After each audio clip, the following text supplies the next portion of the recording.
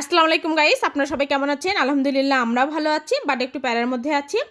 ছেলে মেয়ের ভর্তি পরীক্ষা নিয়ে সব স্কুলে অ্যাটেন্ড করাচ্ছি, দেখি কি হয়। তো আজকে 18ই ডিসেম্বর ছেলে মেয়ের ভর্তি পরীক্ষা ছিল, police line school and college Bogura. তো এটা হচ্ছে মূল গেট, ভিতরে প্রবেশ করলাম। এসে দেখি অনেক অভিভাবক এসেছে পরীক্ষার আধা ঘন্টা আগে। এখনকার অভিভাবকরা কতটা সচেতন দেখেন। তো এখানে আসার পর ছেলে মেয়ের রুম নাম্বার কত তলায় পড়েছে দেখলাম। তারপরে ওরা ভিতরে প্রবেশ করলো। অবশ্য অভিভাবক এলাও না ভিতরে, ওরা অবশ্য একাই চলে গেল। অনেক অভিভাবক আসতেই ছিল।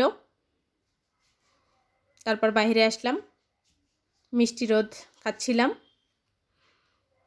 এখানে সবার ভিডিওগুলো নিয়ে নিলাম একটু একটু করে। এখানে অবশ্যই এই স্যার খুব রাগারাগি করতেছিল অভিভাবকদের যে ভিতরে ঢোকা যাবে না, একটু রাগান্বিত স্বরেই বলতেছিল। তো একা একাই ছেলেমেয়েরা চলে যাচ্ছে ভিতরে।